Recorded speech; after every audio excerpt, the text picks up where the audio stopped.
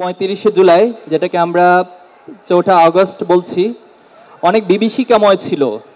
এই একদিনে সারা দেশে ছাত্রলীগ, যুবলীগ সহ তাদের গুন্ডারা, সন্ত্রাসীরা অস্ত্র নিয়ে আমাদের ভাই বোনদের উপর হামলে পড়েছিল এবং এই একদিনে 100-র কাছাকাছি বেশি শহীদ এই শুধুমাত্র আজকের এই দিনে হয়েছিল। এবং ঠিক বিকালের মুহূর্তটাতে আসিফ মাহমুদ তখন এক দফার ঘোষণা দিয়েছিল। এই এক দফার ঘোষণা কেন্দ্রিক যদি আমরা একটু বলি, এটা হঠাৎ করে হয়নি। সেই দুপুর থেকে অনেক চিন্তা, আলোচনা, পর্যালোচনা করে যতগুলো স্টেকস আছে সবার সাথে অনেক পর্যালোচনা করে আমাদের জন্য এই সিদ্ধান্ত নেওয়া বেশ কঠিন ছিল, কিন্তু একটা পর্যায়ে এসে আমরা আল্লাহ তাআলার উপর ভরসা করে এই সিদ্ধান্তটা নিয়েছিলাম এবং আলহামদুলিল্লাহ এই সিদ্ধান্তের উপরে আল্লাহ তাআলার রহমত ছিল। এবং তার ঠিক একদিন পর, দ্যাট মিনস আগামীকাল, বাংলাদেশ স্বাধীনতার নতুন এক সূর্যোদয় দেখতে পেয়েছিল আলহামদুলিল্লাহ। আমরা কৃতজ্ঞতার সাথে, শ্রদ্ধার সাথে স্মরণ করছি এবং আল্লাহর কাছে দোয়া করছি যাদের রক্তের বিনিময়ে, যাদের ত্যাগের বিনিময়ে আজকের এই সুন্দর পরিবেশ আমরা পাচ্ছি, নতুন একটি বাংলাদেশ বিনির্মাণের স্বপ্ন আমরা এই প্রজন্ম দেখছি। আমরা সেই সকল শহীদদেরকে শ্রদ্ধা জানাই, কৃতজ্ঞতা জানাই, আল্লাহর কাছে দোয়া করে আল্লাহ যেন সবাইকে শহীদ হিসেবে কবুল করেন। সম্মানিত উপস্থিতি, জুলাই আমাদের জন্য শুধু একটি মাস নয়, জুলাই আমাদের জন্য যেমন কষ্টের, অনেক বেদনার, তেমনি জুলাই সাহসিকতা, জুলাই মানে হচ্ছে ত্যাগ কোরবানি, জুলাই মানে বিজয়ের মাস। এই জুলাইকে অনেকে অনেকভাবেই ভুলিয়ে দেওয়ার চেষ্টা করছেন, জুলাই স্পিরিটকে হারিয়ে দেওয়ার জন্য চেষ্টা করছেন। সেটা পতিত প্যাসিভ যেমন চেষ্টা করছেন, আবার তাদের কিছু দোসররা তারাও বিভিন্নভাবে চেষ্টা করে যাচ্ছেন। আপনারা জানেন যে জুলাই গ্রাফিতি অঙ্কন একটি বড় মাইল ফলক ছিল, কিন্তু আমরা দেখেছি কিছু কালচারাল ফ্যাসিস্ট এই 5ই আগস্টের পরের বাংলাদেশেও আমাদের সেই গ্রাফিতিগুলো মুছে দেওয়ার আপ্রাণ চেষ্টা চালিয়ে গিয়েছে। আমরা তাদের কাছে হুঁশিয়ারি উচ্চারণ করতে চাই, আপনারা এই কালচারাল ফ্যাসিজমের মধ্য দিয়ে যে হাসিনা তৈরি করেছেন, যদি অদূর ভবিষ্যতে আবারও সেই স্বপ্ন দেখেন, আমরা মনে করবো আপনাদের এই স্বপ্ন আপনাদের জন্য দুঃস্বপ্নে পরিণত করবে এই প্রজন্ম ইনশাআল্লাহ।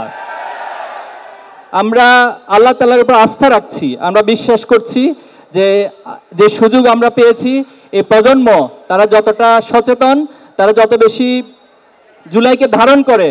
আমি এখানে গত 3 দিনে, অর্থাৎ আজকের দিন 4 দিন, প্রত্যেক দিন আসার চেষ্টা করেছি এবং ঘুরে ঘুরে দেখার চেষ্টা করেছি। আমাদের নতুন প্রজন্মের মাঝে এই জুলাই নিয়ে অনেক কৌতূহল রয়েছে, তারা এই জুলাইকে জানার জন্য আপ্রাণ চেষ্টা করছে। ছোট ছোট কিশোররা যারা এসেছে, সাথে শিশুরা এসেছে, তারা বাবা মাকে জিজ্ঞেস করছে, বাবা এটা কি, এটা কি হয়েছিল? আবু সাইদের ছবি দেখিয়ে তারা জিজ্ঞেস করছে, আবু সাইদ কে, আবু সাইদের কি হয়েছিল? আমরা বিশ্বাস করি বাবা মায়ের এই উত্তরের মধ্য দিয়ে, আমাদের অভিভাবকদের উত্তরের মধ্য দিয়ে আগামী প্রজন্ম গড়ে উঠবে এবং এই আগামী প্রজন্মের হাত ধরে জুলাইয়ের যে কাঙ্ক্ষিত স্পিরিট সেটা আমরা ধারণ করব এবং কাঙ্ক্ষিত বাংলাদেশ বিনির্মাণ করব। জুলাইয়ের শহীদদের কাছে, গাজীদের কাছে আমাদের দায় রয়েছে, তাদের রক্তের কাছে আমাদের দায় রয়েছে।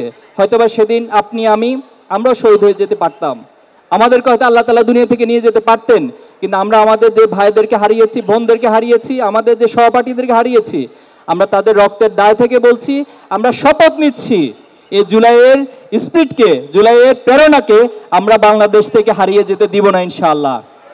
বাংলাদেশের যারা রাজনীতিবিদ রয়েছেন, অধিকাংশের ক্ষেত্রে আমরা লক্ষ্য করেছি তারা রাজনীতি মানেই বুঝে শুধুমাত্র মিছিল, মিটিং, সমাবেশ এবং বক্তৃতা, মাইক কাঁপানো কিছু বক্তৃতাকে তারা রাজনীতি মনে করে।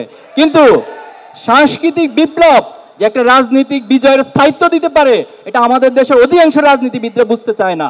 আমরা তাদের কাছে আজকের এই অনুষ্ঠান থেকে অনুরোধ করব, মেসেজ দিব যে আমরা যদি এই বাংলাদেশকে সত্যিকার অর্থে বিনির্মাণ করতে চাই, নবজাগরণের মধ্য দিয়ে এই বাংলাদেশকে বিনির্মাণ করতে চাই, তাহলে কালচারাল বিপ্লব আমাদেরকে অবশ্যই সংগঠিত করতে হবে। আমি আশা করব সাইমুমের এই উদ্যোগ বাংলাদেশে আগামী দিনে একটি সাংস্কৃতিক বিপ্লবের প্রেরণা হিসেবে কাজ করবে, সাংস্কৃতিক বিপ্লবের ধার উন্মোচন করবে। আপনারা আমাদেরকে অতীতে যেভাবে করে ভালোবাসা দিয়েছেন, আমরা আশা করব সামনের দিনেও আপনাদের সহযোগিতা, ভালোবাসা, আপনাদের দোয়া আমাদের সাথে থাকলে সাইমুম আগামী দিনে এই বাংলাদেশে একটি সাংস্কৃতিক বিপ্লব সংগঠিত করবে ইনশাআল্লাহ। সবাইকে অনেক অনেক ধন্যবাদ জানিয়ে, কৃতজ্ঞতা জানিয়ে আমার কথা এখানে শেষ করছি। আসসালামু আলাইকুম ওয়া রাহমাতুল্লাহি ওয়া বারাকাতুহু।